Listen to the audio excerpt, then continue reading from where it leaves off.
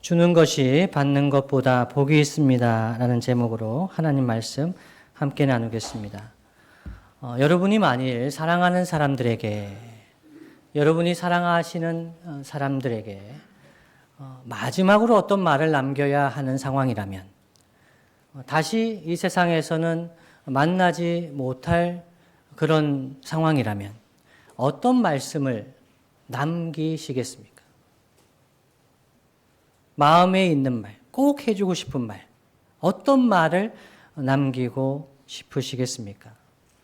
오늘 본문은 사도 바울이 3년 동안 열심히 사역했던 에베소 교회의 장로님들을 다시 못 만날 것 같아서, 예루살렘에 올라가면 이 땅에 살아있는 동안엔 다시 못 만날 것 같아서 밀레도에 불러서 함께 교제하면서 남겼던 말씀, 그 말씀 중에도 결론 부분에 해당하는 말씀이 우리가 읽은 말씀입니다. 우선 바울은 에베소 교회와 지도자들을 주와 그 은혜의 말씀에 부탁한다라고 합니다. 유언같이 다시 보지 못할 사람들에게 주와 그 은혜의 말씀에 그 교회와 지도자들을 부탁하고 있습니다. 32절이죠. 그러면서 그 말씀이, 은혜의 말씀이 그들을 능히 든든히 세우시고 성도들 가운데 기업을 얻게 하실 것이라 라고 이야기를 합니다. 여러분, 이 말씀을 보면서 저는 이런 생각을 했습니다. 교회 지도자들에게 주님과 말씀을 부탁하는 게 아닐까.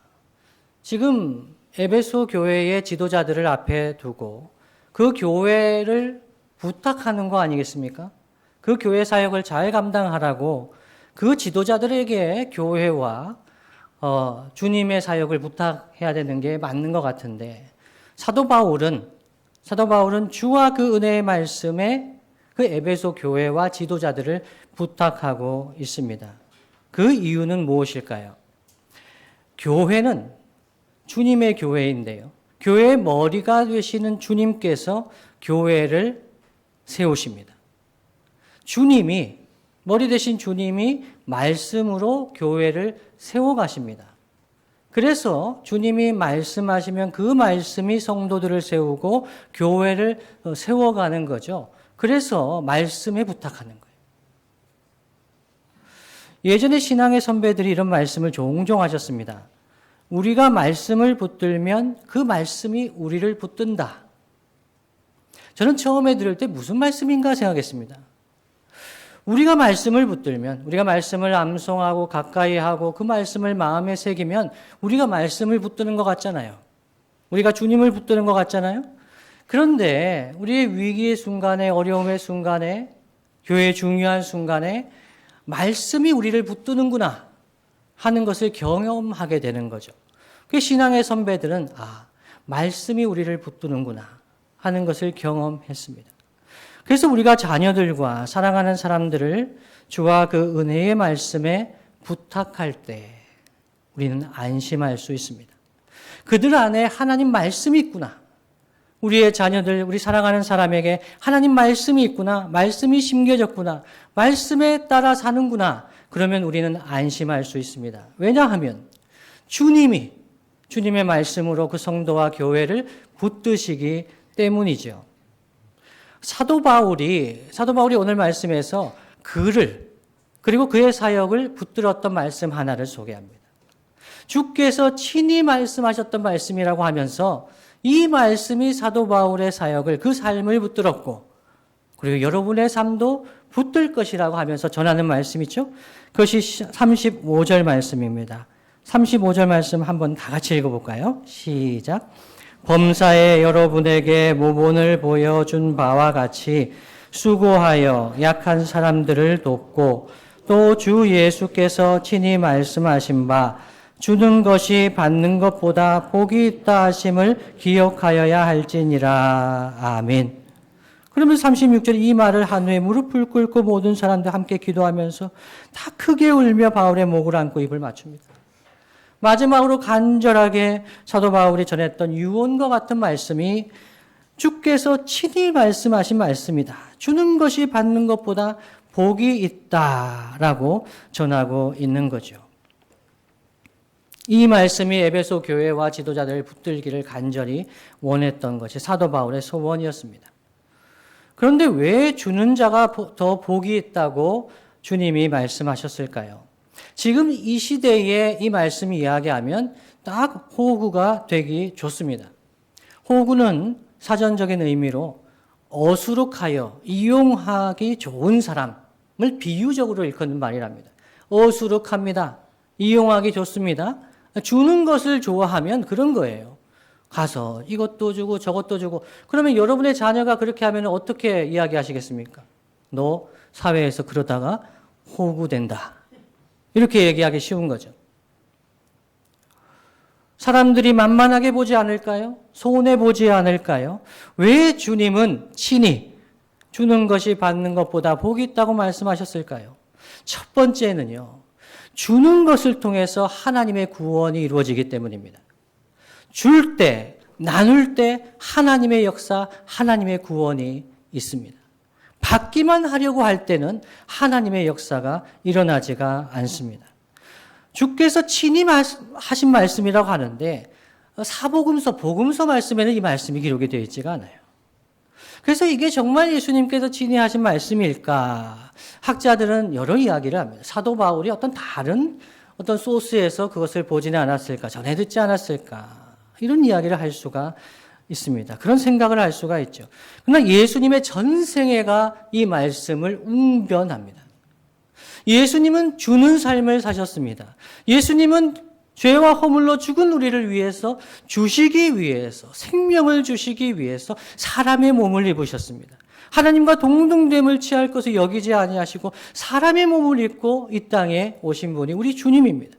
오셔서도 사랑을 주시고 위로를 주시고 병을 고쳐주시고 주는 삶을 사셨습니다. 모든 것을 내어주셨습니다. 만일 예수님께서 영광을 받으시기 원하셨다면, 예수님께서 무언가를 받으시기 원하셨다면 예수님의 성육신이나 십자가 대속의 은혜는 없었을 것입니다. 예수님은 주는 삶을 사셨습니다. 그래서 우리가 성도가 주고 나눌 때 하나님의 역사가 일어납니다. 우리가 하나님 구원해 달라고 하지 않습니까? 우리 찬양대에서 찬양을 했습니다. 살아계신 주, 살아계신 주, 역사하시고 구원해 주십시오. 하나님 살아계셔서 역사해 주십시오. 기도합니다. 하나님의 역사는 어떻게 이루어질까요? 하나님 구원해 주세요라고 하면서 우리가 나누지 않고 주지 않을 때 하나님의 역사가 일어나지 않습니다. 떼제 공동체 찬양에 이런 찬양이 있습니다. 사랑의 나눔 있는 곳에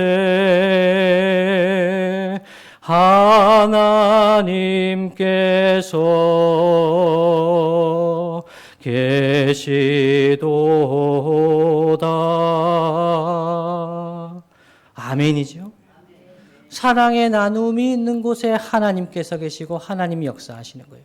그런데 우리는 이 나눔을 너무나 좁게 만들어버립니다. 축소시켜버립니다.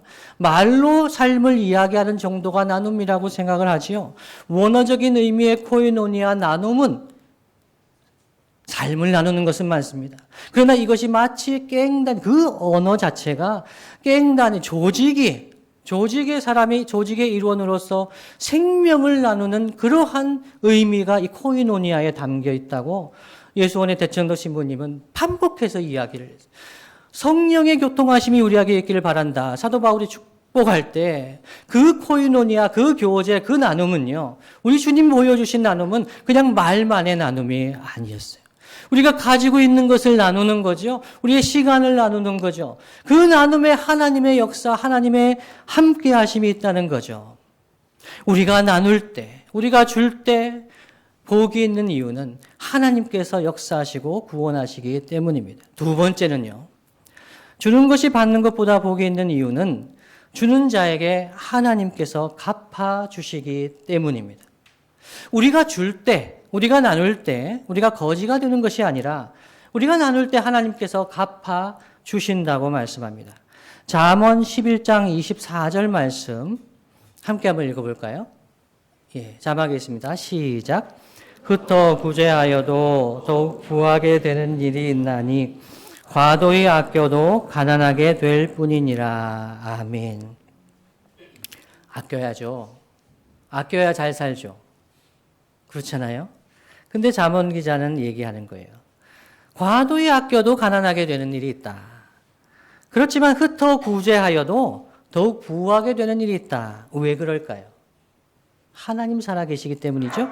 잠언 19장 17절 말씀 제가 읽어드립니다. 19장 17절입니다. 가난한 자를 불쌍히 여기는 것은 여호와께 꾸어드리는 것이니 그의 선행을 그에게 갚아 주시리라. 아멘. 가난한 자를 불쌍히 여겼어요. 그래서 구제했어요. 근데 이것을 하나님께서 어떻게 생각하신다고 하냐면요. 내가 너한테 빚졌다 이렇게 생각하신다는 거예요.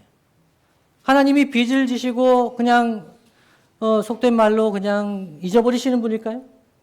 하나님은 빚을 갚아주시는 거예요. 그래서 구제하는 사람, 나누는 사람에게 하나님께서 더 주시는 거죠. 왜요? 나누어 주라고요.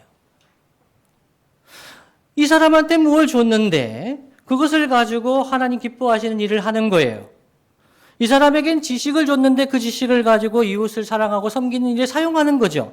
그럼 그 사람의 지식을 가져가 버리실까요? 없어질까요? 아니면 그 지식을 더 부어주실까요? 더 부어주신다는 거죠. 하나님이 빚을 졌다고 생각하시면서 그 선행을 그에게 갚아주신다고 말씀합니다. 마태복음 10장 42절 말씀이 이렇게 증거합니다. 또 누구든지 제자의 이름으로 이 작은 자 중 하나에게 냉수 한 그릇이라도 주는 자는 내가 진실로 너희에게 이르노니 예수님이 말씀하시는 거죠. 그 사람이 결단코 상을 잃지 아니하리라 하시니라 말씀합니다. 예수님의 이름으로 제자의 이름으로 작은 자에게 냉수 한 그릇 준 거 주님이 그 결단코 잊지 않으신다는 거예요. 갚아주신다는 거죠. 그래서 주는 자가 복이 있습니다. 받으려고만 하는 사람에게는 이런 복이 없어요. 이것을 경험할 수가 없는 거죠. 내가 가진 것을 나누어 줄 때에 하나님께서 채워주시는 것을 경험하는, 이 순환을 경험하는 사람은 줄 수 있습니다. 아니요, 주려고 합니다. 그래야 복이 있기 때문이죠. 그렇다면 여러분, 우리는 무엇을 줄 수 있을까요? 우리는 무엇을 줄 수 있을까요? 여러분, 하나 전제로 꼭 기억하셔야 할 것은, 여러분, 우리 중에 아무도 줄 수 없을 만큼 가난하고 부족한 사람은 없습니다. 줄 수 있는 것이 없을 만큼 가난한 사람은 우리 중에 아무도 없습니다. 저는 중학교 때 불이웃 돕기 성금을 가져오라고 할 때 정말 힘들었습니다. 불이웃 돕기 성금을 가져오라는 거예요. 제 어머니께 말씀드렸어요. 어머니, 학교에서 불이웃 돕기 성금을 가져오랍니다. 어머니께서 말씀하셨습니다. 얘야, 우리가 불이웃인데 무슨 성금을 낸단 말이냐. 그래서 제가 용기를 내서 학교에 가 선생님께 말씀드렸습니다. 선생님, 어머니께서 말씀하셨습니다. 저희가 불이웃인데 누구를 돕겠습니까? 그때 300원, 500원입니다. 없었던 거죠.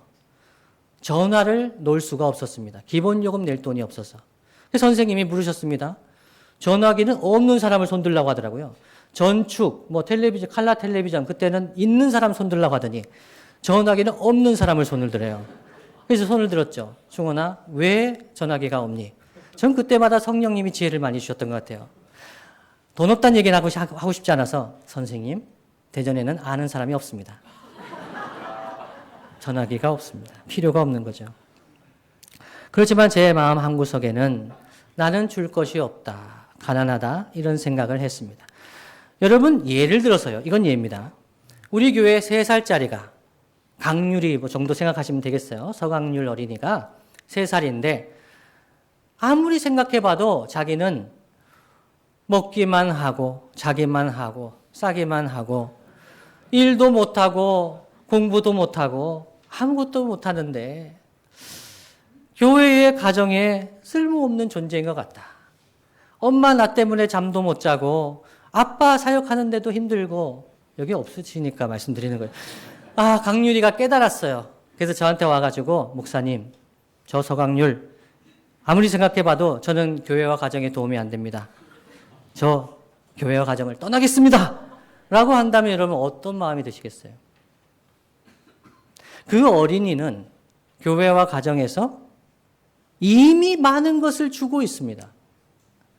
그 존재는 많은 사람에게 기쁨을 주고 소망을 주고 위로를 주고 추수감사절 차량축제 요것만 해도 됩니다. 요거를 했는데 기도했다고 아멘은 아멘 한 것 같은데 그것도 아멘 했다고 무슨 일이죠? 그 존재 자체가 많은 사람에게 기쁨과 사랑을 나눠주고 있는 거예요. 여러분 어르신들은 어떤가요? 우리 어르신들 교회에 계시잖아요. 어르신들 입장에서 보면 내가 한 10년만 더 젊었어도 더 열심히 더 이렇게 봉사할 텐데 이런 아쉬움들이 있으세요. 아이고 난 이제 짐이 되는 것 같다 이런 마음이 들 때가 있죠. 그런데 우리 청년들 어떻습니까? 어르신들 보면 어떻습니까? 너무나 좋잖아요. 어르신들 계신 게 좋잖아요. 어르신들이 말씀 한번 하셔도 찬송 한번 하셔도 너무 큰 은혜를 받잖아요. 너무 평안하잖아요. 위로가 되잖아요. 어르신들을 통해서 우리 아이를 통해서 그 존재만으로도 우리는 많은 것을 이미 받았습니다. 이미 누리고 있습니다. 아무것도 줄 수 없을 만큼 가난한 사람은 없습니다. 그래서 저는 이렇게 말씀을 드립니다. 그냥 오세요. 만일 그냥 오시기 그러면 리본 하나 달고 오세요. 선물이니까. 하나님 주신 선물이니까 리본 하나 달고 오세요. 괜찮아요. 밥 잘 드시고 잘 자라세요. 신앙의 어린 그 교회의 성도들은 그러한 복입니다. 교회에게 주신 하나님의 선물이지요. 그 신앙의 어린 성도들이 기도하려고 옹알이를 하는 것, 말씀을 보려고 강유리가 무슨 공부를 하겠습니까? 그냥 성경책 들고 노는 것 자체가 소망이 되잖아요. 위로가 되잖아요. 그 성경 이야기를 들으려고 하는 것 자체가 힘이 되잖아요. 우리 성도들이 잘 깨닫지는 못해도, 잘 봉사하지는 못해도, 기도가 잘 안 된다고 해도, 그래도 그들이 신앙으로 열심히 일어서려고 하는 것 자체가 큰 선물이 됩니다. 그런데요, 여러분, 좀 더 성장하고 성숙하는 성도는 건강한 성도라면 큰형님 되시고 큰오빠 되신 예수님을 닮아가면서 성숙하게 되면 우리가 가진 것, 우리가 받은 것을 주고 싶어집니다. 이것이 신앙이 성장하는 모습 중에 하나예요. 성숙할수록 주는 기쁨을 더 깨닫게 됩니다. 지난주에 추수감사주일 찬양축제 때 놀라운 역사가 있었습니다.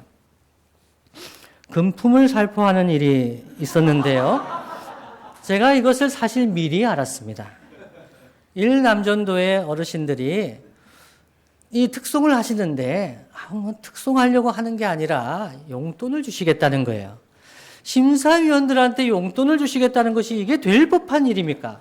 제가 이성적인 생각으로는 그러면 안 된다고 말씀을 드리려고 하다가 일남전도의 어르신들은 주는 기쁨을 달라는 거예요. 우리 수능시험 친 인생의 후배들에게 주시고 싶다는 거죠. 제가 그걸 막을 수가 없더라고요.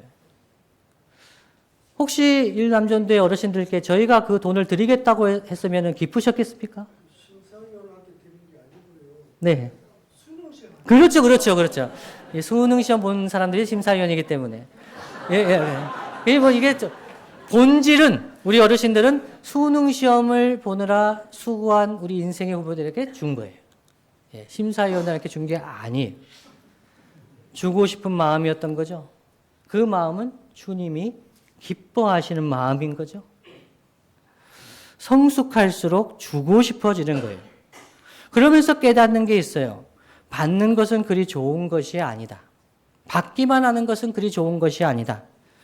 이것을 전문적인 용어로 하면은 세상에 공짜는 없다. 우리가 공짜로 뭘 이렇게 받는 것 같아도 다 대가를 요구하는 거예요. 세상은 그렇죠. 그러나 그리스도 안에서 하나님 나라의 경제 원리는 주는 것이 받는 것보다 복이 있다는 거예요. 우리가 주고 싶어집니다. 주는 기쁨을 깨닫게 됩니다.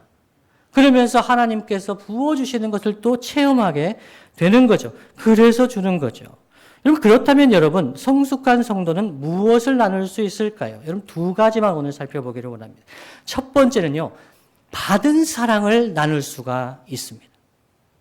우리가 받은 사랑을 나눌 수가 있고, 받은 사랑을 나눠야 합니다. 사랑을 받은 사람은 사랑을 줄 줄을 압니다. 사랑을 주고 싶습니다. 그래서 주님의 십자가의 사랑을 받은 사람은 그 사랑을 나누어 줄 수가 있습니다. 우리는 주님의 사랑을 어떻게 받았나요? 첫 번째는 말씀으로 받았어요. 하나님 말씀을 깨닫고 성경 공부를 하면서 설교 말씀을 듣고 하나님 말씀을 깨달아서 내가 십자가의 사랑을 받았구나. 말씀의 은혜를 받아요. 두 번째는요, 성도들의 사랑을 통해서 하나님의 사랑을 받았어요. 우리가 예수님을 만나고 신앙생활을 하면서 우리는 수많은 신앙의 선배들을 통해서 그리스도의 사랑을 받았습니다.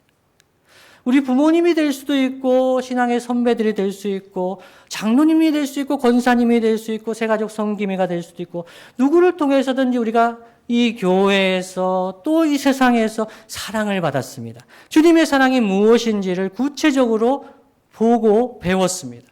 이 사랑을 받은 사람은 나누어 줄 수가 있는 거예요.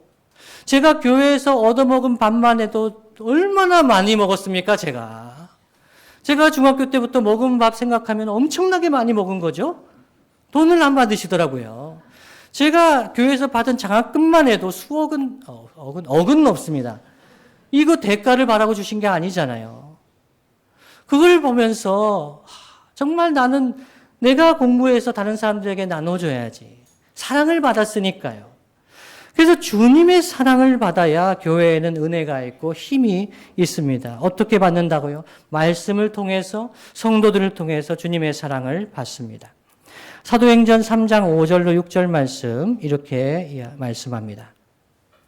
그가 그들에게서 무엇을 얻을까 하여 바라보거늘 베드로가 이르되 은과 금은 내게 없거니와 내게 있는 이것을 내게 주노니 나사렛 예수 그리스도의 이름으로 일어나 걸으라 하고. 아멘.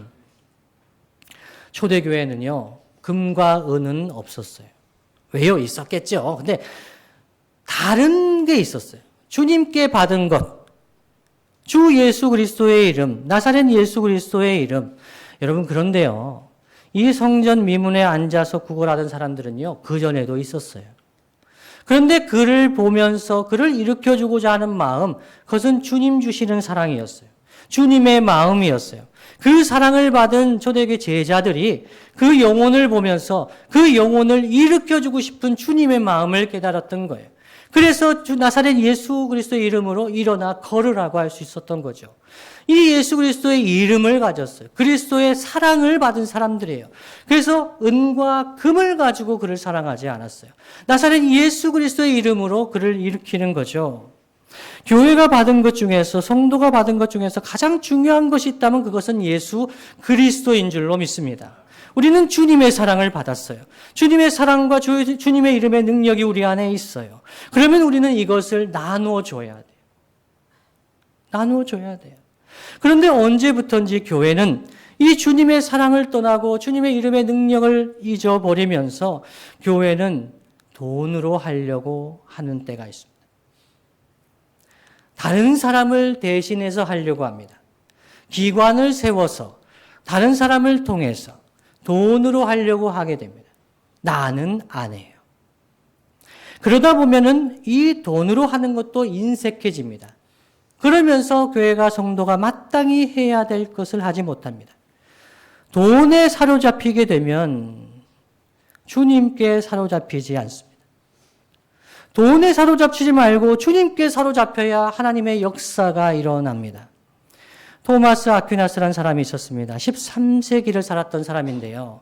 토마스 아퀴나스가 이노센트 2세 교황을 방문했습니다. 그때 교황이 많은 돈을 세고 있었습니다. 헌금이죠. 돈이 많아서 그걸 세고 있었어요. 그때 이 교황이 아퀴나스에게 이야기했답니다. 여보게 토마스, 이제 교회는 더 이상 은과 금이 없다고 말할 수 없게 되었네. 허허허허 이렇게 얘기했다는 거예요. 초대교회 때는 은과 금은 내게 없지만 이렇게 얘기했잖아요. 그런데 그 중세 교회가 이제는 우리가 은과 금이 있네 라고 이야기를 한 거예요. 그때 아퀴나스가 이렇게 대답했답니다. 예, 옳습니다, 교황님. 하지만 이제는 일어나 걸으라라고도 말할 수 없게 되었습니다. 라고 이야기를 한 거예요. 교회와 성도가 받은 것, 다른 그 무엇보다도 그리스도의 사랑을 받았어요. 우리가 어떤 사랑을 받았는지, 그 은혜를 받았는데 우리는 그에 합당하게 살아가지가 않습니다. 우리가 일으켜줘야 되는 사람, 우리가 도와줘야 되는 사람들이 주변에 있는데도 불구하고 마음이 움직이지가 않는 거죠. 교회와 성도에게는 이 받은 그리스도의 사랑을 말과 삶으로 전해야 될 사명이 있습니다. 이 사명을 감당할 때 주 예수 그리스도를 귀히 여기고 주님을 전할 때, 주의 말씀을 전하며 사랑을 전할 때 교회와 성도에는 능력이 있습니다. 이것이 첫 번째입니다. 받은 사랑을 전해야 합니다. 두 번째는요, 받은 은사를 나누어야 합니다. 받은 은사를 나누어야 합니다. 고린도전서 12장 4절부터 7절 말씀을 한번 보면서 제가 설명을 드리겠습니다. 고린도전서 12장 4절로 7절입니다. 4절입니다. 은사는 여러 가지나 성령은 같고.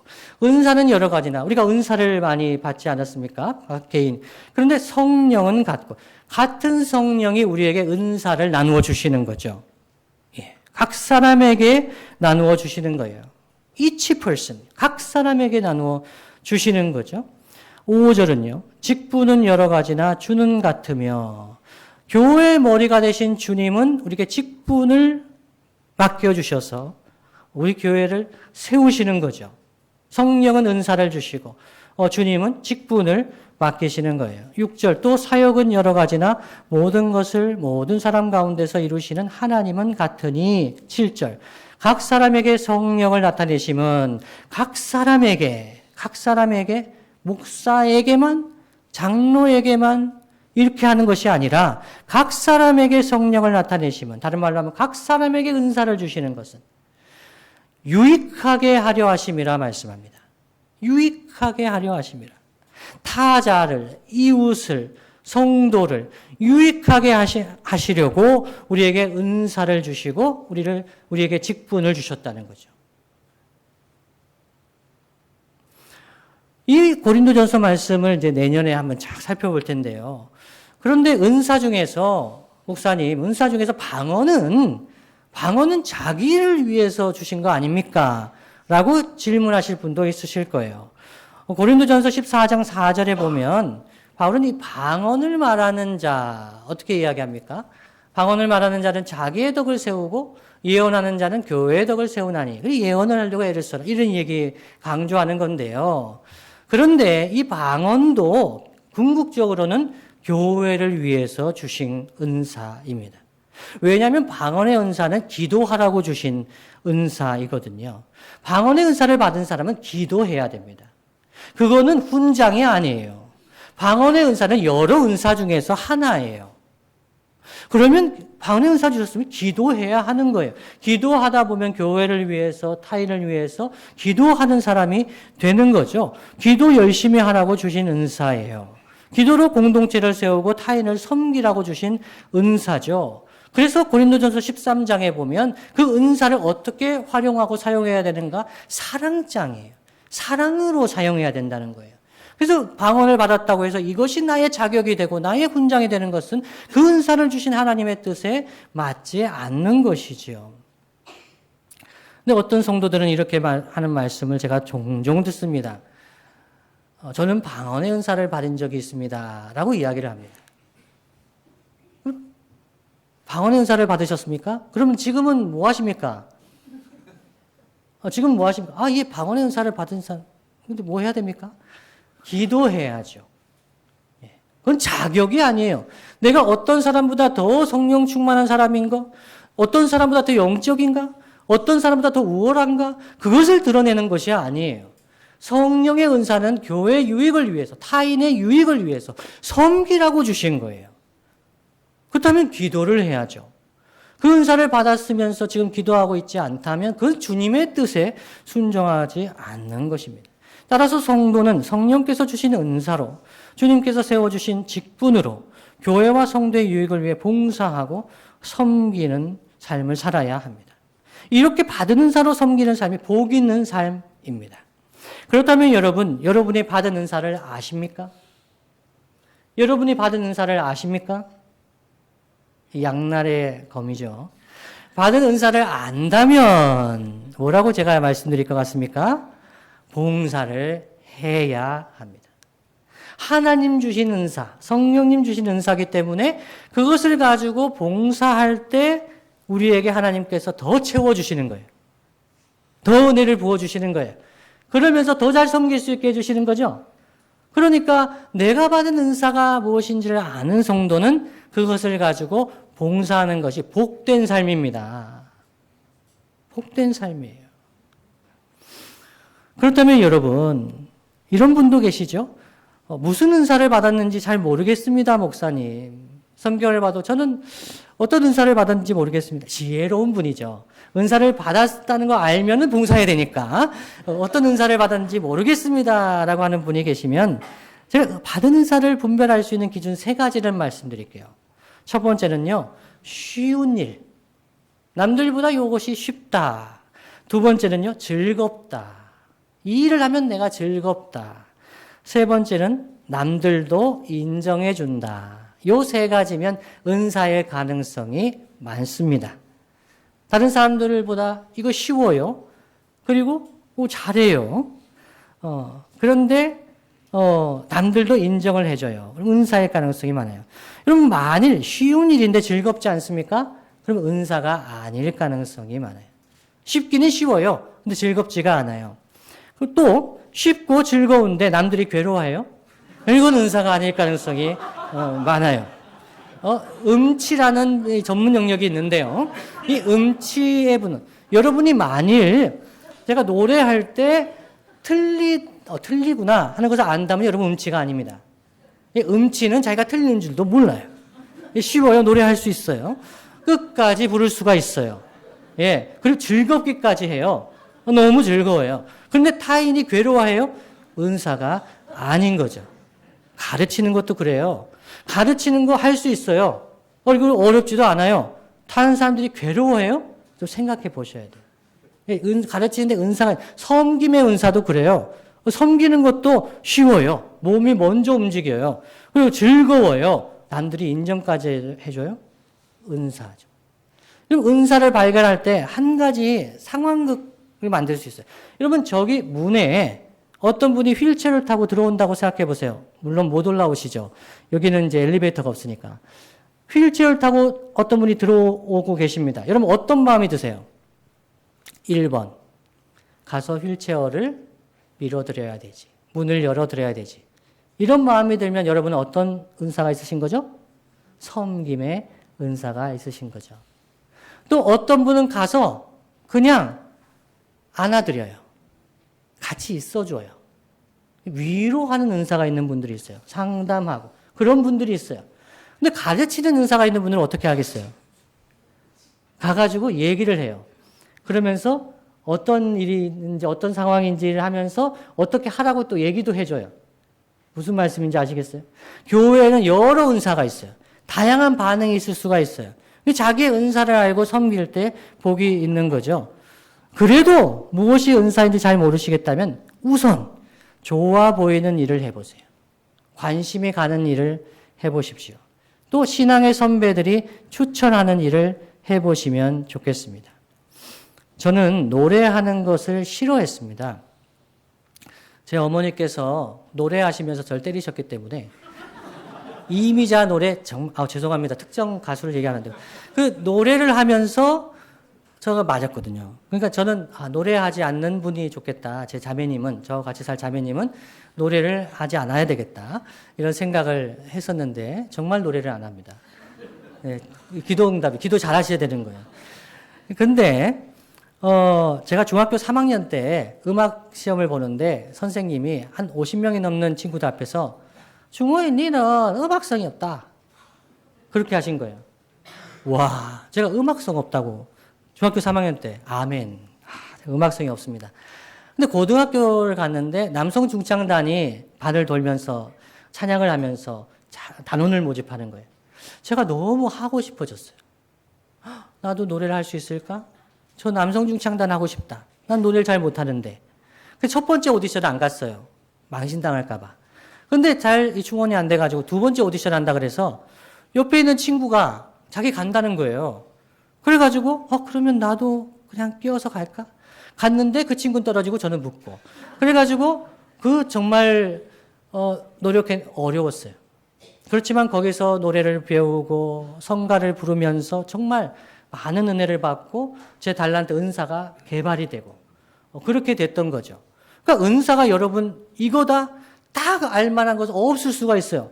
그러나 관심이 있고 정말 하고 싶고 이러면 뭐든지 할 수 있는 것이 교회입니다. 올해 말부터 우리 두레교회 성도들은 적어도 1인 1사역을 하자 이렇게 마음을 모으고 있습니다. 12월부터 사역자원서를 배포하고 우리 교인들은 1인 1사역을 하면 정말 좋겠습니다. 계속 그렇게 강조를 할 겁니다. 그랬더니 어떤 분이 목사님 너무 감사해요. 1인 2사역, 3사역 하던 분은 그냥 1사역만 하면 되나요? 라고 하신 분이 있어요. 그래서 제가 집사님 은사가 많고 이렇게 성숙한 분은 1인 2사역, 3사역도 하셔야죠.